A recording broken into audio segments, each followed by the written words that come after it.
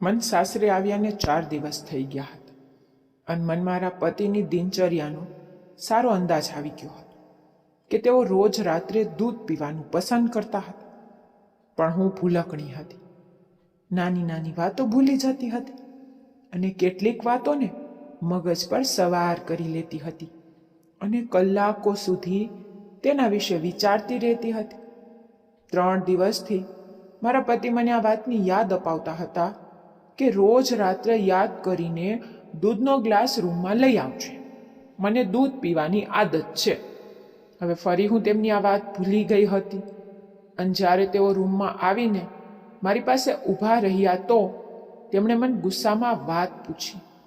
હું એકદમ ગભરાઈ ગઈ અને તરત જ પોતાની જગ્યાએથી ઊભી થઈ અને જ્યારે કિચનમાં આવી તો મારો શ્વાસ અધર થઈ ગયો હતો. જ્યારે હું દૂધ ગરમ કરીને પાછી આવી રહી હતી ત્યારે જોઈને ફફડી ગઈ, કારણ કે મારા સાસુ સસરાના રૂમમાંથી અજીબો ગરીબ અવાજો આવી રહ્યા હતા. મારી સાસુ વારંવાર એક જ વાત કહી રહી હતી, હવે બસ પણ કરો, હું થાકી ગઈ છું, હવે મારામાં હિંમત નથી. તમે તો બહુ તાકતવર છો પણ હું નબળી છું. ત્યારે મારા સસરાનો ગુસ્સાભર્યો અવાજ સંભળાયો કે આમાં થાકવા જેવી કઈ વાત છે? અત્યારથી તું થાકી ગઈ? ચાલ જલ્દીથી ફરીથી શરૂ થઈ જા, અહીંયા મારી પાસે. આ બધું સાંભળીને હું હક્કા બક્કા રહી ગઈ અને પોતાના રૂમમાં આવી ગઈ. જ્યારે હું સૂવા માટે પડી તો મારા મનમાં એ જ વાત ગૂંજી રહી હતી કે મારા સસરા તો જોવામાં હાડકાના માળખા જેવા છે, પણ હું જાણતી નહોતી કે તેઓ આટલા તાકતવર હતા કે આ ઉંમરે પણ તેમણે મારી સાસુની ચીસો કઢાવી દીધી હતી. હું પણ એવો જ પતિ ઈચ્છતી હતી, પણ મારો પતિ તો બહુ જલ્દી થાકી જતો હતો. હું આ વિશે વિચારતા વિચારતા ઊંઘી ગઈ. સવારે જ્યારે મારી આંખ ખુલી તો મારી સાસુ રોજની જેમ ઘરકામ કરી રહી હતી અને તેમનો સ્વભાવ એકદમ સાદો હતો. એવું લાગતું નહોતું કે તેઓ આખી રાત આ બધું કરી રહ્યા છે.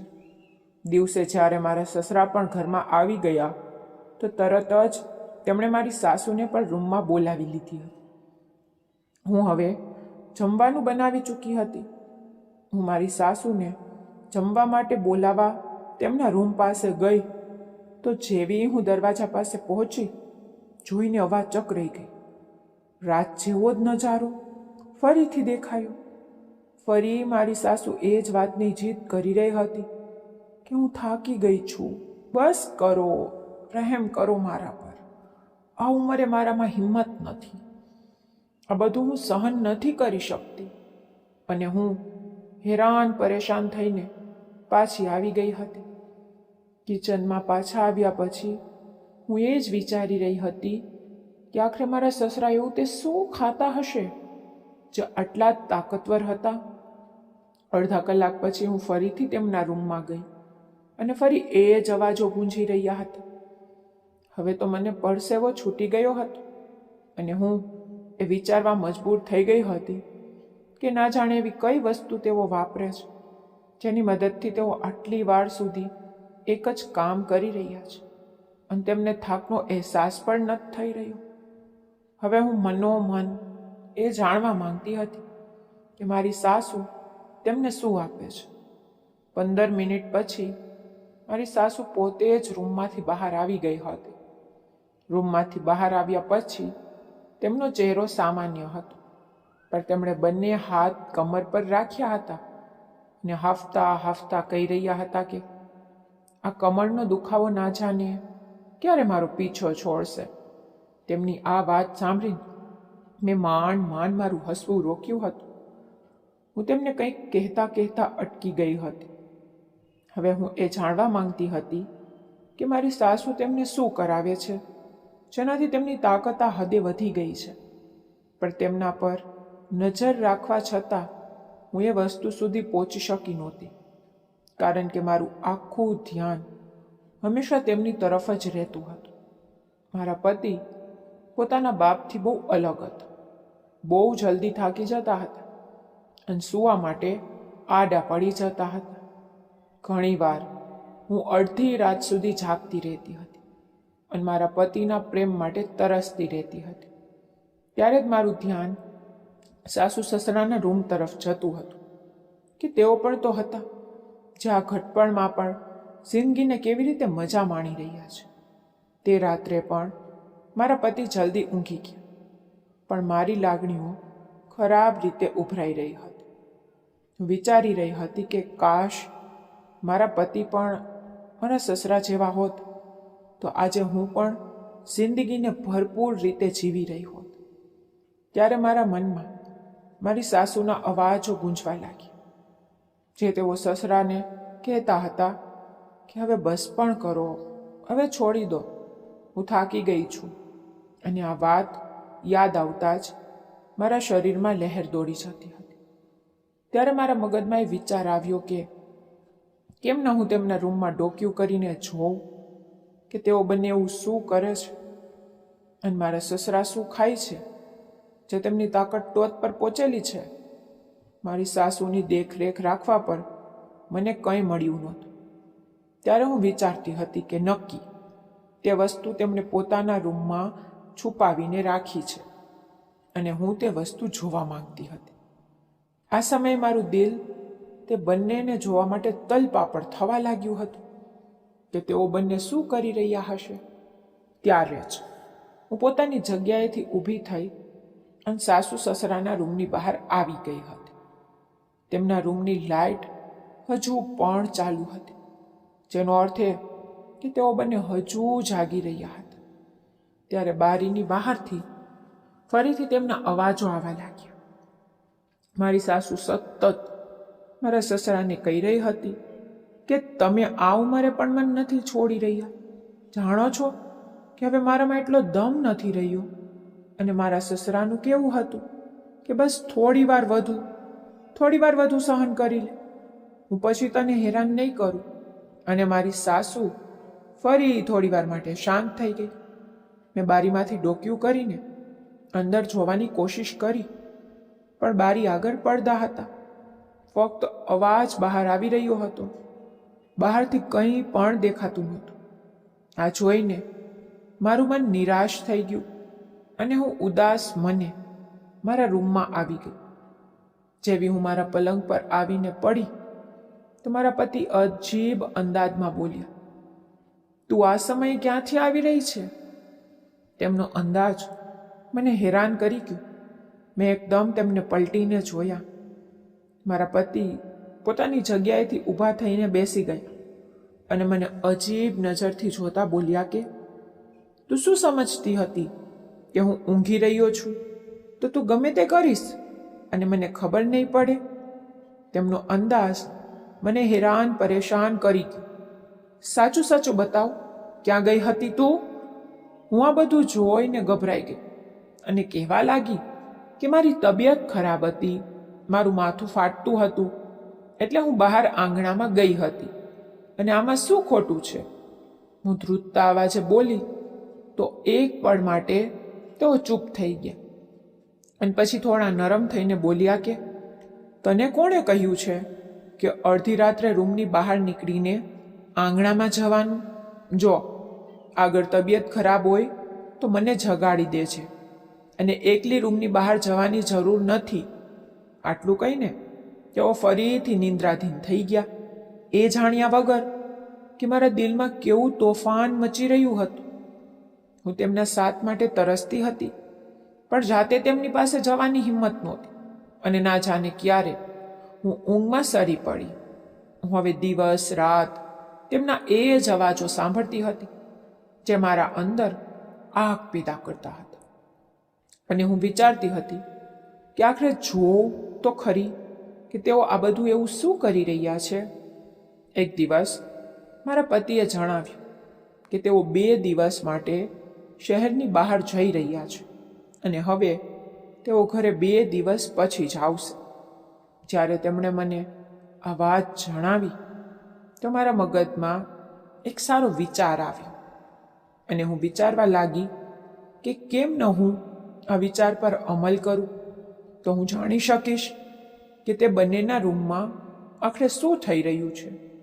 મારા સાસુ સસરા સાંજે જમ્યા પછી લોબીમાં ટહેલતા હતા અને સાથે એકબીજા સાથે વાતો પણ કરતા રહેતા હતા. હું તે બંનેને જોઈને હેરાન રહેતી હતી કે આ ઉંમરે પણ આટલો સમય સાથે વિતાવ્યા પછી પણ તે બંનેમાં ખૂબ દોસ્તી હતી અને નાની નાની વાતો તેઓ એકબીજા સાથે કરતા હતા. મારી જિંદગી તે બંનેથી ઘણી અલગ છે. આ લોકો આ ઉંમરે પહોંચ્યા હોવા છતાં પણ હજુ સુધી જિંદગીને ભરપૂર રીતે પસાર કરી રહ્યા છે અને અમે બંને છીએ. તે દિવસે મેં જલ્દી મારા બધા કામ પૂરા કર્યા અને પછી મારા સાસુના રૂમમાં જઈને છુપાઈ ગઈ હતી. હું એવી જગ્યાએ બેઠી હતી જ્યાંથી હું તો તે બંનેને જોઈ શકતી હતી, પણ તેઓ મને જોઈ શકતા નહોતા. અને પછી રાત્રે તેઓ બંને રૂમમાં દાખલ થઈ ગયા. મને ઊંઘ આવી રહી હતી, પણ તે બંનેને જોવાની જિજ્ઞાસામાં ને મારી ઊંઘની કુરબાની આપી દીધી હતી. પછી મારો ઇંતજાર ખત્મ થયો અને જે નજારો મારી આંખે જોયો, ઉપ્સ, મારું નામ રજની છે. મારા પરિવારમાં મારા માતા પિતા સિવાય મારો એક નાનો ભાઈ હતો. મારા માતા પિતા ભાઈ કરતાં વધારે મને પ્રેમ કરતા હતા. તેઓ મારી દરેક ફરમાઈશ અને જીદ પૂરી કરતા હતા. હું બાળપણથી જ ખુદદાર અને જિદ્દી હતી. આ સમયે હું કોલેજમાં ભણતી હતી જ્યારે મારી પૂજા નામની છોકરી સાથે દોસ્તી થઈ ગઈ હતી. પૂજા બહુ સારી છોકરી હતી. તે મને બહુ પ્રેમ કરતી હતી. મને તેની સૌથી સારી વાત એ લાગતી હતી કે તે સારા વ્યક્તિની માલિક હતી. અને જ્યારે તે મારા રૂમની મારી સુંદરતાની પ્રશંસા કરતી તો તે જોઈને હું ખુશીથી ઝૂમી ઉઠતી હતી. કોલેજમાં જાત જાતના છોકરા છોકરીઓ હતા અને ઘણા નજારા જોવા મળતા હતા. તેમાં કેટલાક એવા પણ હોય જે મને નજર ચોરવા પર મજબૂર કરી દેતા હતા. મોટા ભાગની છોકરીઓના બોયફ્રેન્ડ હતા અને જ્યારે તેઓ તે બધા વિશે વાતો કરતી તો તેમના હાથોમાં હાથ નાખીને ફરતી હતી તો તે જોઈને મારી લાગણીઓ પણ ઉભરાવા લાગતી અને હું પણ તેમને જોઈને ઈર્ષાથી વિચારતી કે જોવામાં તો તેઓ એકદમ મામૂલી શકલ સુરતના હતા, પણ તેમના બોયફ્રેન્ડ તેમને કેટલો પ્રેમ કરતા હતા. હું પણ કોઈનાથી ઓછી નહોતી. મને પણ કેટલાય છોકરાઓએ પોતાના પ્રેમનો એકરાર કર્યો હતો, પણ હું કોઈને ભાવ આપતી નહોતી. મારા માતા પિતાએ મને ખૂબ લાડ પ્રેમ આપવા છતાં પણ મને આ બાબતમાં આઝાદી આપી નહોતી. તેમને છોકરીઓનું છોકરા સાથે દોસ્તી કરવી, વાતચીત કરવી બહુ ખરાબ લાગતું હતું. અમારા મહોલ્લામાં આ વાત સામાન્ય હતી, પણ તેમ છતાં મારા માતા પિતા આ બધું જોઈને ગુસ્સો કરતા હતા. મારી ક્લાસમાં એક છોકરો હતો જે મારા પર ખરાબ રીતે આશિક હતો. તે મારી આગળ પાછળ ફરતો રહેતો, મારી સાથે વાત કરવાના બહાના શોધતો, પણ હું તેની શકલ પણ જોતી નહોતી. અને મને આવા લોકો બિલકુલ પસંદ નહોતા. છેલ્લા ઘણા દિવસોથી મને તાવ હતો અને હું કોલેજ જઈ શકી નહોતી. મારી ગેરહાજરીને કારણે પરેશાન થઈને તે છોકરો ઘર સુધી આવી ગયો. તો આ વાત મારા માતા પિતાને બહુ ખરાબ લાગી. જ્યારે હું ઠીક થઈને કોલેજ ગઈ તો તે છોકરાએ મને રોકી લીધી અને પોતાના પ્રેમનો ઇઝહાર કરવા લાગ્યો. તે મને કહેવા લાગ્યો કે હું તને બહુ ચાહું છું. જ્યારે મેં તેને ના પાડી તો તેને મારો હાથ પકડી લીધો. તેનું હાથ પકડવું મને સારું ન લાગ્યું અને મેં તેને એક લાફો મારી દીધો અને હું ઘરે જતી રહી. તે છોકરો રોજ મારા ઘર પાસે ફરતો હતો, મારી સાથે વાત કરવાની કોશિશ કરતો હતો, પણ હું તેની સાથે વાત કરતી નહોતી. એક દિવસ તેને બહુ જીદ કરી કે બસ એકવાર મારી સાથે વાત કરી લે. તેને મને મળવા બોલાવી. જ્યારે હું ત્યાં ગઈ તો તેને ફરીથી મને પોતાના પ્રેમનો ઇઝહાર કર્યો. હું તેને ના પાડતી રહી, પણ મારી બદનસીબી હતી કે તે પાર્કમાં મારા પપ્પા પણ હતા. જ્યારે પપ્પાએ મને આ હાલતમાં જોઈ તો તેઓ ઉશ્કેરાઈ ગયા અને મારી પાસે આવીને તે છોકરાને મારવા લાગ્યા અને મને લઈને ઘરે આવી ગયા. ઘરે જઈને પપ્પાએ પણ મને 1-2 લાફા માર્યા અને મારું ભણતર છોડાવીને મારા લગ્ન કરી દીધા. અને આજે હું સાસુના રૂમમાં રાત જાણવા માટે છુપાયેલી હતી અને વિચારી રહી હતી કે મારા સસરા પોતાની પત્ની પર પ્રેમ વરસાવે છે અને તેમને બહુ ખુશ રાખે છે. ને ત્યારે જ હું આ રાત જાણવા માંગતી હતી કે આખરે તેઓ એવી કઈ વસ્તુ વાપરે છે જેનાથી તેમની તાકાત આટલી વધી ગઈ હતી. હું ઈચ્છતી હતી કે હું પણ મારા પતિ પાસે તે જ વસ્તુ વપરાવું અને એ જ જોવા માટે તે દિવસે હું તેમના રૂમમાં છુપાઈ ગઈ હતી. અને જે કંઈ મેં જોયું હતું તે મને હેરાન પરેશાન કરી ગયું હતું. કેટલી વાર સુધી હું અવિશ્વાસથી તે બંને તરફ જોતી રહી અને પછી બેભાન અવસ્થા જેવી સ્થિતિમાં હું પોતાની જગ્યાએથી ઊભી થઈ ગઈ અને પછી તે બંનેની સાથે મળીને તે બધું કરવા લાગી હતી. પહેલાં તો તે બંને મને હેરાન નથી જોઈ તેમને વિશ્વાસ નહોતો આવી રહ્યો કે આ સમયે હું તેમના રૂમમાં હાજર હતી. પરંતુ ખબર નહીં તેઓ ક્યાં ચાલ્યા ગયા હતા. જ્યારે તે માણસ મને બરબાદ કરીને જઈ ચૂક્યો હતો, હું રડતી રહી અને આ જ હાલતમાં પલંગ પર પડી રહી. મારું શરીર ધ્રુજી રહ્યું હતું. થોડી પળ પછી મને હોશ આવ્યો તો હું ભાંગીને બાથરૂમમાં બંધ થઈ ગઈ અને પોતાની જાતને ઘસીને સાફ કરવા લાગી. ના જાણે તે કયો માણસ હતો જેનો ચહેરો હું જોઈ શકતી નહોતી અને તે સતત મારો ઉપયોગ કરી રહ્યો હતો. ઘણીવાર સુધી પોતાના શરીરને સાફ કર્યા પછી હું બાથરૂમની બહાર આવી ગઈ. સામે જ મારા પતિ પરેશાન ચહેરો લઈને બેઠા હતા. મેં પોતાની જાત પર જલ્દી કાબુ મેળવ્યો અને તેમની બાજુમાં બેસીને તેમને પૂછવા લાગી કે તમે ઠીક તો છો ને? તમારા ચહેરા પર આટલી પરેશાની કઈ વાતની છે? મારા પતિ કહેવા લાગ્યા કે ખબર નહીં તેને શું થઈ ગયું છે, મને સમજ નથી આવતું. રાત સુધી બિલકુલ ઠીક હતો. આજે હું ગયો તો તેની હાલત અચાનક એટલી ખરાબ થઈ ગઈ કે તે બિલકુલ હોશમાં નથી આવી રહ્યો. આ વાત સાંભળીને મારા મગજમાં અજીબ વિચારો આવી રહ્યા હતા. મારા પતિ પહેલી રાતે જ્યારે ગયા હતા ત્યારે તેમના મિત્રનું એક્સિડન્ટ થયું હતું અને આજે અચાનક તેના મિત્રની તબિયત ખરાબ થવી. મને આ બધી વસ્તુઓ પાછળ એક જ માણસનો હાથ લાગી રહ્યો હતો અને તે માણસ તે હતો જે મારા પતિની ગેરહાજરીમાં મારી પાસે આવતો. હું બિલકુલ ખામોશ હતી. તેઓ મારી તરફ જોઈને કહેવા લાગ્યા કે જો મમ્મી પપ્પાની યાદ વધારે આવી રહી છે તો હું તને ઘરે લઈ જાઉં.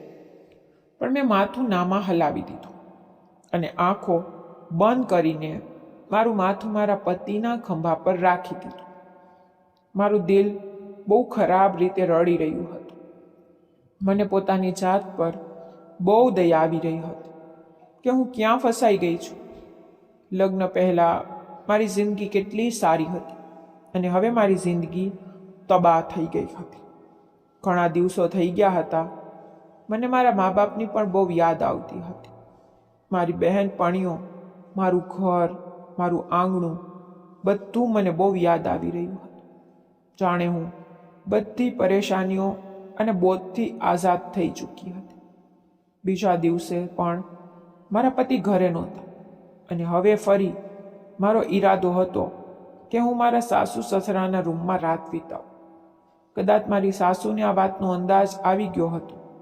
ત્યારે જ તેઓ મને ગુસ્સામાં કહેવા લાગ્યા કે જો આજે રાત્રે તું અમારા રૂમમાં આવી તો મારાથી ખરાબ કોઈ નહીં હોય. આ જોઈને હું પરેશાન થઈ ગઈ. મેં કહ્યું, માજી, તમને આખરે કઈ વાતનો વાંધો છે? જ્યારે સસરાજીને અને મને આ વાતનો વાંધો નથી તો તમે મને આ વાતથી કેમ રોકી રહ્યા છો? તે દરમિયાન મારા સસરા પણ ત્યાં આવી ગયા અને જ્યારે અમને બંનેને વાત કરતા જોયા તો તેઓ અમારી પાસે આવીને ઊભા રહી ગયા. સવાલી નજરે મારી તરફ જોવા લાગ્યા. ત્યારે મેં તેમને દબાયેલા અવાજમાં કહ્યું કે માજી, મને રાત્રે રૂમમાં આવવાની મનાઈ કરી રહ્યા છે. આ સાંભળતા જ મારા સસરાજીને બહુ ગુસ્સો આવ્યો અને તેઓ લાલ ચહેરે તેમની તરફ જોતા બોલ્યા કે તારે વહુને મનાઈ ન કરવી જોઈએ ને, તેને પણ મારા પર એટલો જ હક છે જેટલો કે તમારા લોકોનો, અને તું તેને ના પાડી રહી છે. જે કામ તું પોતે નથી કરી શકતી તેને તો કરવા દઈ શકે છે ને. તેમના ગયા પછી મારી સાસુ કહેવા લાગી કે જો તું આજે અમારા રૂમમાં આવી તો હું તારા પતિને તારી વિરુદ્ધ કરી દઈશ. આ સાંભળીને હું પરેશાન થઈ ગઈ. જો તેઓ મારા પતિને મારી વિરુદ્ધ કરી દે તો તેઓ મારા પર ગુસ્સો કરવા લાગી અને આ બધું સહન કરવું મારા માટે અશક્ય બની જતું. મને અંદાજ હતો કે મારા પતિ એક શંકાશીલ સ્વભાવના માણસ હતા. તેમના મનમાં જ્યારે કોઈ વાત આવી જતી તો તેને કાઢવી આસાન નહોતી. મને આજે પણ તે દિવસ યાદ હતો જ્યારે શરૂઆતના દિવસોમાં હું એકવાર રૂમની બહાર જતી રહી હતી તો તેઓ મને કેવી રીતે ગુસ્સામાં બોલ્યા હતા. તેમની આંખોમાં શંકા જોઈને હું ડરી ગઈ હતી, અને જો મારી સાસુએ પણ તેમને એવું કંઈક કહી દીધું હોત તો હું શું કરત? તેઓ તો પોતાની માનું જ સાંભળશે, તેમને જ સાચા માનશે. ત્યારે જ મેં વિચારી લીધું કે હું મારી સાસુની વાત માનીશ, તેમની સાથે મળીને રહીશ, તેમને ગુસ્સો નહીં અપાવું, જેથી તેઓ મારી વિરુદ્ધ કંઈ કરવાની કોશિશ ન કરે. આ વિચારીને હું જમ્યા પછી જલ્દી જ મારા રૂમમાં આવીને સૂઈ ગઈ હતી. મારું બહુ દિલ થતું હતું કે હું સસરાના રૂમમાં જાઉં અને જેવો મેં ગઈકાલે સુકૂન મેળવ્યો હતો તેવો જ સુકૂન મેળવું. પણ ફરી જ્યારે સાસુનું વર્તન યાદ આવતું તો હું ચૂપચાપ બેસી રહેતી હતી. ત્યારે જ દરવાજા પર ટકોરા થયા.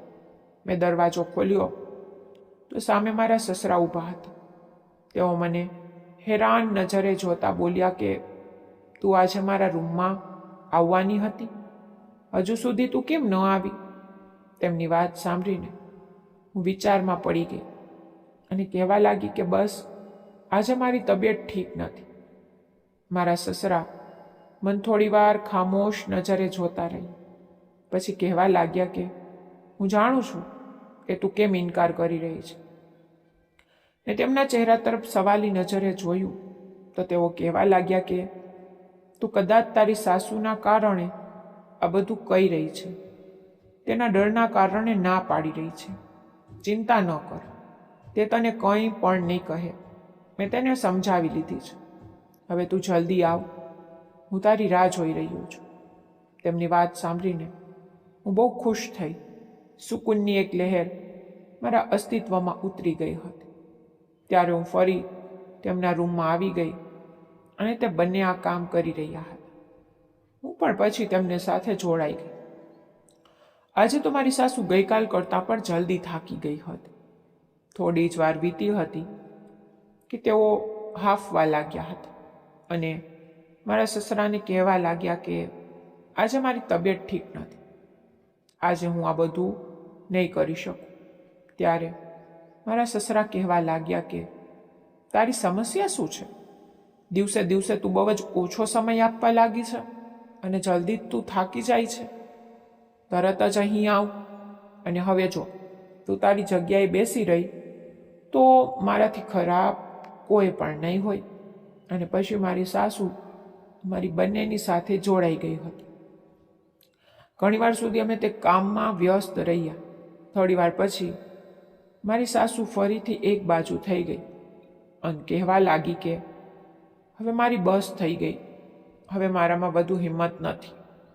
ત્યારબાદ અમે બંને જ આ કામ કરતા રહ્યા અને પછી ઘણી વાર પછી જ્યારે હું થાકીને લોતપોત થઈ ગઈ તો મારા સસરા પોતે જ મને કહેવા લાગ્યા કે હવે તું પણ ચાલી જા, તું બહુ થાકી ગઈ છે. અને જેવી હું મારા બેડ પર આવીને પડી તો ઊંઘમાં જ સરી પડી અને હું વિચારવા લાગી, આજે તો મને ગઈકાલ કરતાં પણ વધુ સુકૂન મળ્યું હતું. આજે મારા પતિને પાછા આવી જવાનું હતું. તેમની પસંદગીના રંગના કપડાં પહેર્યા હતા.